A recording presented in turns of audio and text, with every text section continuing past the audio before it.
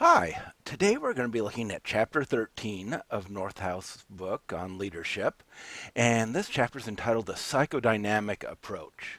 Now, this chapter is a little bit different because we're not getting theories of leadership that explains how leadership happens, but we're going to be looking at some tools pretty much from the psychodynamic approach of psychology, although that's debatable, that some tools that'll enable you to be a more effective leader. Now, I know that some of you are not going to get into this at all. Others of you might find this revolutionary and just an incredibly good tool for understanding how people function. So let's go into this open-minded and let's see what you think of this. Now we're only going to look at two of the different theories or the different tools that are in the chapter. You can read the entire chapter for the other tools, but we're going to just look at two of them in this short presentation. The first is transactional analysis.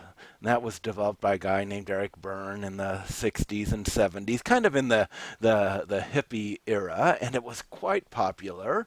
And even though it's not going to give us answers for everything, it is kind of a useful tool for understanding certain situations that just seem bad or painful or just unrealistic. It gives us a way of making sense out of some of these strange situations that we find in life.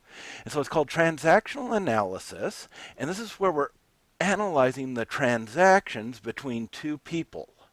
And the way that we do it is we classify people by what Eric Berne calls the ego states, the way that people are treating the other person. And the three ego states are parent, adult, and child. So those are three things that everybody can understand.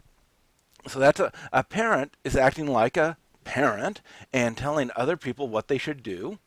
And now that can be either to nurture or to control them. So there can be the nurturing parent or the controlling parent, kind of like a good parent or a domineering, could be bad parent also. And that's one way of acting in a work situation is somebody can try to tell others what to do.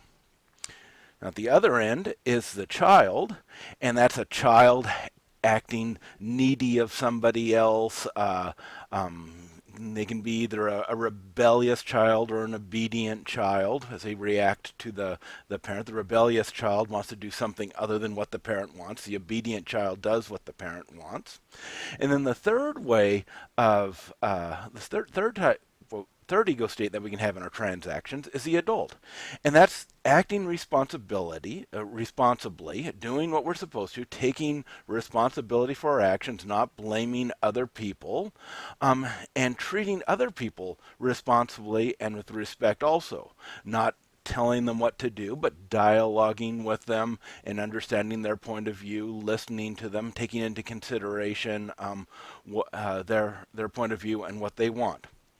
Now, the key point of transactional analysis is that all people have the possibility to shift in and out of these three ego states. And so it ends up when we start interacting with people, there's three fairly stable types of dyads called cross transactions that can occur. First, one can involving leaders and followers. So the leader, for example, can be a parent, and the follower can be a child. And the parent can either be the nurturing parent or the controlling parent, and the child can either be obedient or rebellious. Now, that might work out fine if the follower needs lots and lots of direction. If we've got a nurturing parent and a respectful child, it'll work out fine. It might not be super satisfying for the follower to be treated like a child. It might be kind of exhausting for the leader to act as a parent, but it can function. Now, if it's a controlling parent, or if we've got a rebellious child, we're going to have lots of conflict and lots of problems going on there, and it's not going to be a healthy relationship at all. At the other most common way is where you have the leader and the follower treating each other as adults. Now, this is generally the most satisfying type of relationship to have. The leader has trusts the follower trusts adults, they dialogue, they solve problems together, they have respect for one another, and they interact as an adult to adult. They view each other not as someone who needs fixing or directing, but as a responsible adult that they want to cooperate with to get the tasks done and to provide mutual support for one another. So the adult is generally the most satisfying type of transaction to have with people. Now, in strange situations, the leader can act as a child, and the follower can act as a parent. The child can be the wild, rebellious child, or the child could be the obedient child, just trying to please everybody that's around them, and the follower has to kind of like pick up the pieces and put things together. And this can lead to some really, really strange situations. I had a supervisor once who would have tantrums and act like a child and just start yelling and screaming at people, and it would be the responsibility of her subordinates to try to calm her down.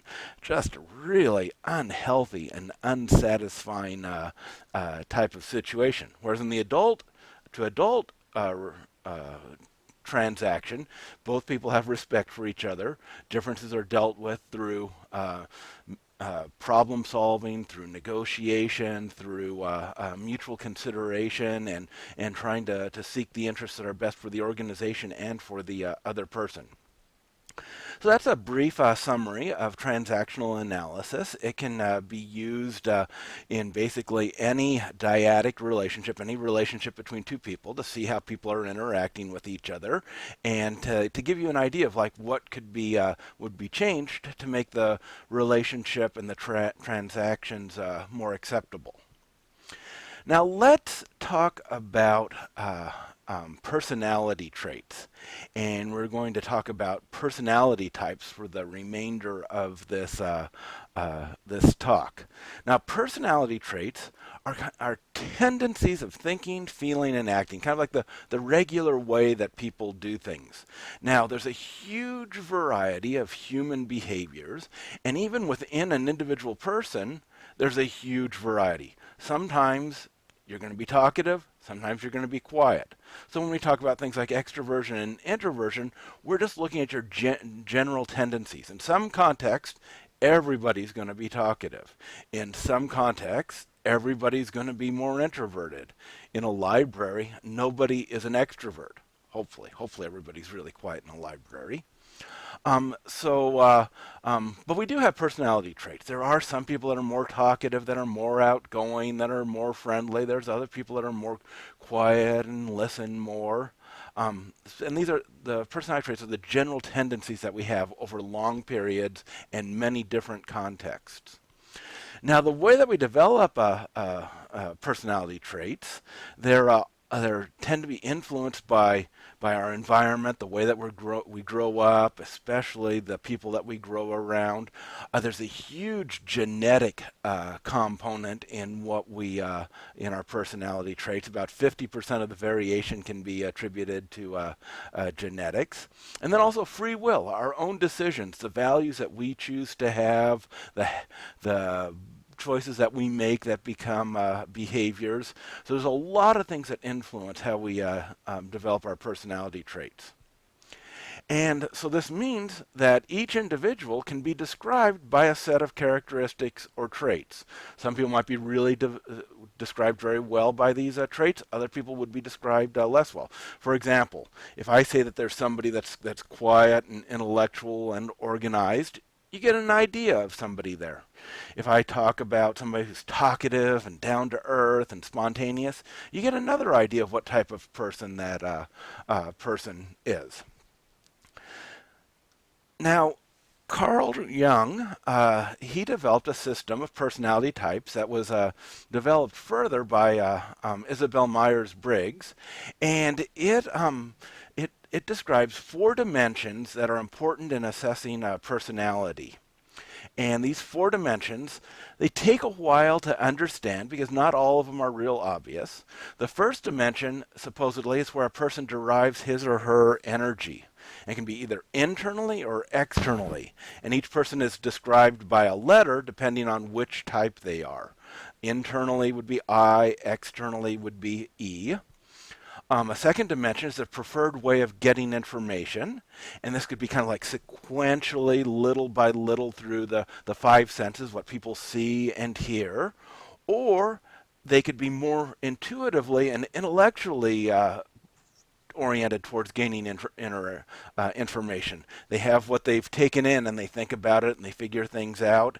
And these people would be called N's compared to the people that are more sequentially through the five senses who are S's. A third criteria is the way that they make decisions. Some people make decisions, they want to do it rationally, factually, unbiasedly. Those would be in the T's, or in a subjective, relational way, taking into consideration other people's feelings, and that would be the F. And then finally, the fourth dimension is a preference for making judgments. Some people make decisions and judgments easily, so they're J for judging, not for condemning, but the idea that, yeah, making decisions is easy for them. Other people prefer waiting as long as possible before making a final decision. And those people are known as P's because they want to process everything before they make a decision. So here's another slide describing the 8 different types with and we can see the reason for the letters behind all of these. The first dimension is extroversion versus introversion. And so this is theoretically how people derive their energy, either externally or internally. Extroversion has its pretty much normal sense of somebody that's outgoing, talkative, real social. Introversion are the quieter people. They might find a lot more satisfaction reading a book than spending 4 hours discussing something with other people. So in this classification of types, you're either an E or an I. Now you can be a strong E or a weak E. You can be a strong I or a weak I. A lot of people are kind of in between, but that doesn't fit too well into the theory. But so you're either an E or an I, and it's fairly stable. Now, for example, I'm an E. I'm pretty extroverted. I like going out. I like doing things with people. I like meeting new people. I get charged up when I get to go be with people. My wife, on the other hand, is more of an introvert. She's more quiet. She likes listening a lot. She doesn't speak really fast. She doesn't speak really loud. She loves people, but she'd be perfectly happy if she's not in front of people all the time. But she doesn't mind being in front of people. But she's definitely in the more quiet type. Nobody's ever said my wife was loud or noisy. A few people have said that about me. The second dimension is sensing versus intuitive. And so the sensing, that's how people prefer to get information. The sensing prefer to get information through observation, through seeing things, through hearing things. And the intuitives, they get their information more from processing what they've sensed. Insight, intellectual analysis, things like that. Thinking versus feeling. That's the thinkers want to be a rational, objective. Some people would say cold. The feelings make their decisions more subjectively, looking at the implications on how that's going to affect relationships. And finally, there's the J, the judging, versus the perceiving, the P type, and that's the J person prefers to live in an organized or spontaneous, organized way, well-disciplined, well-organized. They have their lists. Sometimes they even have lists of their lists because they have so many lists.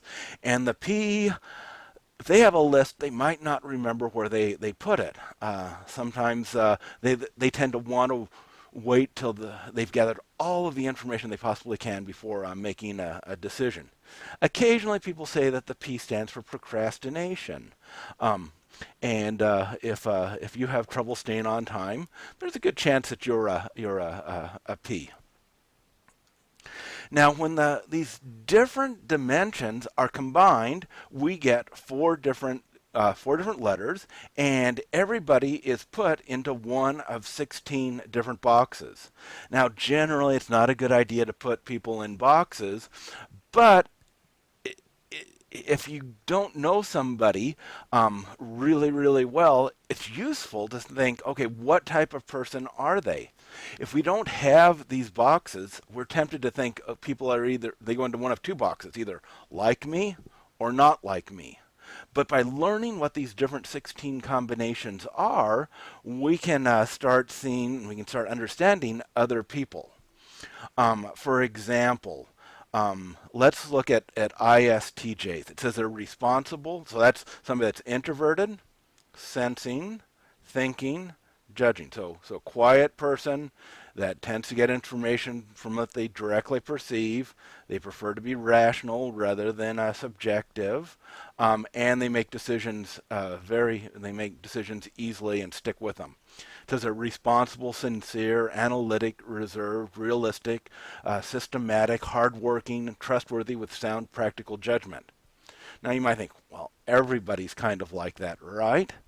Well, no, not really. We agree that those are all really good things, but notice this doesn't say anything about being warm or friendly or spontaneous, because ISTJs usually don't come across that way. Now, they might be very caring about people, but they're not going to come across as warm and friendly unless they make lots and lots of efforts. Now, at the other extreme, the ESISTJ, it says they're enthusiastic, creative, spontaneous, optimistic, supportive, playful, value inspiration, enjoy starting new projects, see potential in others. You know, I think, oh yeah, those are great qualities to develop in everybody. Well, ENFPs tend to really be able to develop these things. Now, notice this doesn't say anything about being responsible or being practical. The ENFPs sometimes have struggle with those things. So I want to encourage you if you take the self test to figure out what your own type is, but then also to try to figure out what the types of other people are around you. Now you can have them take the tests, or you can just kind of like figure out compared to you where they are on different scales. And when you look at different dyads, different pairs of people in a relationship, it can be really useful. I'm an ENTJ, and my wife is an INFP. So we're opposite on everything except the N.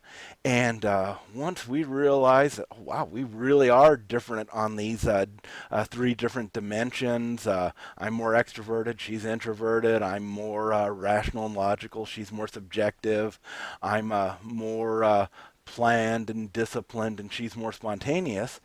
We could understand why so often we would see things differently, but we would also understand how we can be complementary to each other. And it's been a great tool in our marriage to understand how to appreciate each person's strengths. Because the way the dimensions have been set up in this system is that every one of the 16 combinations, the focus is on the strengths of that combination. Now, for sure, there's weaknesses associated with every combination, but the main thing to focus on is the people's strengths. And when you understand how each personality type has their own set of strengths, you're not going to be thinking, oh, why aren't they like me? Why aren't they organized? Why don't they stick to a schedule? Why don't they get out and meet some new people? Why aren't they more like me? Well, you can understand how they're different, and it can make life go a lot more smoothly. Now let's look at these dimensions once again, a little bit more detail, and this time you can kind of think, okay, which one am I? Maybe if you've already got yourself figured out, you can think of somebody that you have a close relationship with. Supervisor, subordinate, spouse, boyfriend, girlfriend, your mother or father. It can get really freaky when you start comparing yourself to your parents. You might see that you're very, very similar, or very, very different also. Um, so the first dimension is extroversion and introversion. And extroversion is the preference for maintaining information or inspiration and energy outside of the self, from interacting with other people. People that are extroverted tend to talk a great deal, but it's kind of interesting. I don't talk a whole lot. I'm pretty extroverted. I love being with people. I want to be out with people. If I'm not out with people, I got to go out. I don't want to stay in every evening. I'm one of the kind of an exception as an extrovert. I don't talk a great deal. Maybe it's because I was born with a cleft lip and I've got somewhat of a speech impediment and I just don't like talking. Maybe it's because I found that people are such a rich source of information. I prefer listening. I don't know. But I tend to be extroverted, but I tend not to talk too much. But I do desire contact with others, and I'll go out of my way to get that contact with others. An introvert, an I, tends to use his or her own ideas and thoughts to stimulate and refresh themselves, and they don't need the external stimulation that comes from others as much. They might care deeply about others and want to help others immensely, but they're not dependent on others for that refreshing and their social well-being. They definitely tend to listen more than talking, and they might find that constant contact with others is kind of draining on them. So that's how you can help decide if you're extroverted or introverted. Now, in the sensing and intuition, and this is the dimension that's the most difficult to understand. It's also the only definition that's not divided about 50-50 in the population. All the other dimensions about 50-50. However, in this dimension, it's pretty much about 2/3 of the people are sensors, and only about 1/3 are intuitives. So the sensors collect data through their senses, what they see and hear. Thinking revolves around facts and practical matters, what they've experienced. They can often be detailed oriented. They're happy to deal with the real world. They don't want to go off into intellectual la land. They tend to focus on what they can see, hear, touch, smell, and taste. The intuitives tend to be much more conceptual and theoretical. Common everyday experience without analysis might bore them. They've got to analyze things. They've got to evaluate. They've got to see how that relates to more general concepts. They tend to prefer to be creative and apply ingenuity to problems. Tend not to be too satisfied with routine type activities. So those are the S's, which most people are, and the intuitives, the N's, who are kind of like the intellectual types. Third dimension is thinking and feeling. And the thinkers, they use logic, they strive for objectivity, and they're analytical. They often seem detached, uninvolved with people. They might come across as being cold, and they prefer guiding actions on basis of possible results, focusing on the task. The feelers tend to focus more on the relationship. They tend to be more subjective, seek harmony with others, take into account the feelings of other people, and they tend to be more involved with others at work, or in their family, elsewhere. They're often seen as more considerate or humane or warm. And so you can see the difference between the two dimensions here. Now this is the only dimension that's not 50-50 between the two sexes. There's a tendency for males to be thinkers and females to be feelers, and this is a source quite often of the war between the sexes. The guy wants to be logical and objective, and the woman is concerned about the relationships and how things affect other people more. But there are quite a few guys that are thinkers, and quite a few guys who are feelers, and quite a few women who are thinkers. And then the final dimension is the J and P, the judging and perceiving dimension. The judgers prefer structure, plans, schedule, resolution, saying that this problem's finished. We can check that off of our list of things to do, move on to something else, and tackle another problem. They're decisive and deliberate. They tend to be quite sure of their way of doing things. They tend not to be filled with doubt or wanting to change their mind very often. Perceivers tend to be much more flexible, adaptable, tentative. They want to keep getting information before they commit themselves to a plan of action, and open-ended. So they tend to be more spontaneous. They change their minds and decisions without difficulty, and might wait till the deadline before deciding what they want to do. Now you can see how this could cause a lot of conflicts. The judges want everything organized, disciplined, done ahead in advance. The perceivers want to just keep getting all this information until the very last minute when they have to decide, and sometimes that pushes things a little past the deadline. So, in terms of leadership, each one of these dimensions has advantages and disadvantages for leadership. For example, people that are T's compared to F's, the thinkers versus the feelers, their leadership pluses are they're objective, rational, they're problem solvers. Leadership minuses might be critical, demeaning, insensitive. Everybody's met people like that. They tend to be T's, and so the T's want to learn to develop their strengths and move away from their natural tendencies, which might be more destructive. The feelers might be empathetic, cooperative, loyal. But on the minus side, they might be indecisive, changeable, biased, not very objective, might ignore some of the facts. Might be so concentrated on the relationships that they're not looking at the tasks, and so there can be negative sides also.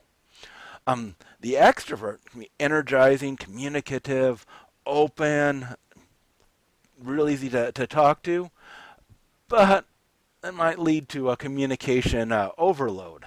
The extrovert might want to keep on talking and listening and dialoguing, and the introvert just might want to be left alone, get to work, process the information.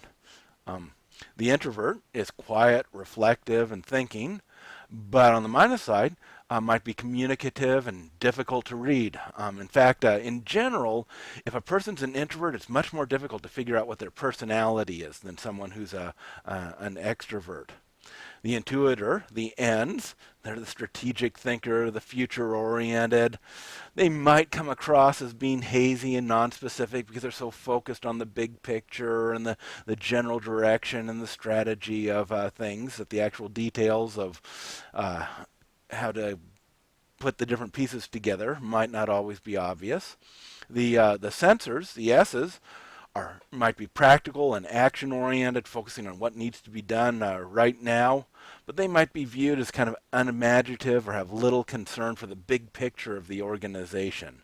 The N's, the intuitors, they're the ones that want to develop the mission statements, the long-term strategies, things like that. The sensors tend to want to do the work that needs to be done. The judges are decisive and they stick to plans, but they can also come across as being rigid and inflexible. And perceivers, the P's, they're flexible, curious, informal, but they can come across as being scattered and unfocused. Now, in terms of leadership types, each combination of leader is going to have a lot of strong points, and they're going to have a different type of leadership. We're not going to go through these, but you can read about these in the textbook. There's tons of stuff on the web on the different combinations of types, and I encourage you to spend a lot of time reading what's on the web. Now, some of it's going to be kind of hokey and fake and stuff, but you read enough, you can start sorting through the different information. So how do you use the personality types for leadership? How does it work? Well, the primary benefit is that it raises the awareness of leaders and followers to, first of all, their own personality types, what their strengths are, maybe what their weaknesses are. But then it also helps them to understand other people and their relationship and the roles that different people can play in teams and what we should expect out of them. So it's going through the Myers-Briggs type indicator or some other measure of personality type is a good way of team building, because everybody gets to find out what their strengths are, and we can better understand each what to expect from others and what they can contribute to the team. Now, the assessments for personality types are done in various ways. There's the MBTI, which is the most famous and also fairly expensive. Let's see. What? There's a typo here. It's the Myers-Briggs. It stands for Myers-Briggs Type Indicator. That's what MBTI stands for. But there's also some really good indicators that, in my opinion, are just as good that are on the web, that are free. The site at humanmetrics.com is free. I've never heard anybody say that it's not accurate. I've gone through it with lots of people. It generally gets pretty accurate, and it has the advantage of saying how strong you are in each dimension. It doesn't say you're just an E or an I. It says if you're a strong E or a weak E, a strong I or a weak I, things like that. So it's a really good online tool. Now, informal or self-assessment might be just as accurate or might even be more accurate. You don't need to take a test, because sometimes in the test you start thinking, oh, what do I want to be, rather than how you actually are, and that can falsify results. You might be somebody that's kind of in between, and so you take the test one day, it'll show you one thing, it'll show you something else. But if you just start analyzing other people along these 4 dimensions and kind of use yourself as a reference point, you can see how other people are different. You can say, aha, that person's more extroverted than me. That person's more introverted than me. This person's more of a sensor. This person's more intuitive. And you can it's giving you 4 dimensions to place people so that you can see how they're different than you. Rather than just saying, oh, they're really different, you can say, aha, they're different along this dimension or this dimension or this dimension. And it's a really good tool for understanding how people are different. Now, the strengths of the personality types is that it finds something good about everybody. That's the way that it's set up. The dimensions are chosen so that there's strengths associated with each. Now, some personality schemas, some personality tests, like the Big 5 personality traits, most of those traits are either good or bad. Neuroticism is one of the Big 5 personality traits. You don't want to tell your boss, oh, let's take a test to find out how neurotic you are. No. It's a lot more positive for team building if whatever somebody's score is, you can easily find what people's strengths are. So it helps people see that others can be normal, can be different, yet normal, which for some of you that's intuitively obvious. For others of you, it's a little hard to grasp because those other people are so bothersome. How can that possibly be normal? But once you start understanding these different dimensions, you can say, aha, those people are normal, and I should just expect this type of thing from them, and not from others. So for example, how if you know somebody that's an ENTJ, they might be overwhelming. When you interact with them, they might just come up with all these ideas. They might constantly be coming up with new ideas for improving things, for changing things, for developing a strategy, and they can be overwhelming. That's something that I got to be careful of because I'm an ENTJ. ISTJs may come across as being very rigid, but that's also their strength. They're going to stay on the rails. They're going to do what they're supposed to do. But they might come across as being very rigid because they're not going to deviate from the path very easily. INFPs might come across as just so highly idealistic that they're of no practical value. I happen to be married to an INFP. But I know my wife's strength as an INFP. She is highly idealistic. She searches for perfection in everything. Relationships are so important to her, and she just balances me off in so many ways. And so when I can understand what everybody's strengths are, I can value them more and see how they can contribute to the team. Now, there's a lot of criticism of personality types also, so you shouldn't expect too much from the personality type theory. First of all, these tests have problems with reliability and validity. Reliability, there's a lot of people that come out kind of in the middle. Now, according to the original theory, that's not supposed to be happening. Everybody's supposed to be an E or everybody's supposed to be an I. However, in reality, extroversion and introversion is a bell-shaped curve, and most people are kind of in the middle. So if you're kind of in the middle, some days you'll come off as an E, sometimes you'll come off as an I. But that's okay, because if you compare yourself to somebody else, generally either you'll be more introverted or less extroverted than them, and you can understand the differences there. There's also validity problems. Do extroverts and introverts, do they really get their energy from outside sources or inside sources? Everybody knows, all cultures agree that extroversion and introversion exists, but the actual cause, the actual fundamental distinctives of extroversion and introversion might not be what it says in this theory. And the same with other dimensions also. So like I said, the personality traits aren't distributed in distinctive groups like the theory says they are. They're distributed normally and in a bell-shaped curve. And this makes the system pretty useless for research. Research psychologists, social psychologists, I'm a social psychologist, would tend to never use the Myers-Briggs type indicator for research because it's so much better to get an actual score along some type of scale rather than just a yes or a no.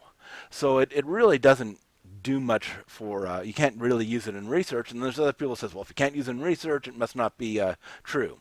Those people are T's, not F's, almost always. But it is useless for research. Another problem, another criticism, is that in the original theory developed by Jung and then with Isabel Myers-Briggs, there's kind of a lot of esoteric nonsense, some hocus pocus that just doesn't play out.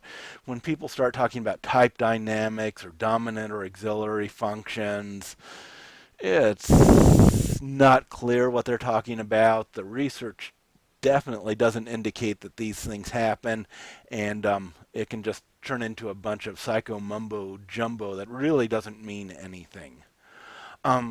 Another weakness is that this typology is generally more appreciated by N's than S's. It's pretty rare that S's get excited about personality types. Some S's do because they see, oh, wow, that really does describe my my strengths. But N's, they kind of like the idea of combining these four abstract dimensions and see what combinations that they make and having these new tools for analyzing individuals. So N's tend to appreciate this more than S's. And F's tend to appreciate it more than T's because it's very relational. You can see how you're different than somebody else. And the F is really concerned about the relationship, whereas the T's are more concerned about the task at hand. So I want to encourage you to spend a bunch of time with the exercise in the book, or you can do the human metrics test, do research on your type on the web. There's lots of humorous stuff on the different types as well to make it entertaining. Think about things critically because there's a lot of nonsense on the web. Anytime that they start matching celebrities up with personality types, I wouldn't take it too seriously. I think we know celebrities mainly through the characters that they're acting out, not necessarily their true personalities. So be skeptical with what you see on the web, but also learn what the underlying dimensions are and how they play out. And I think you'll have a really great tool for developing your leadership skills.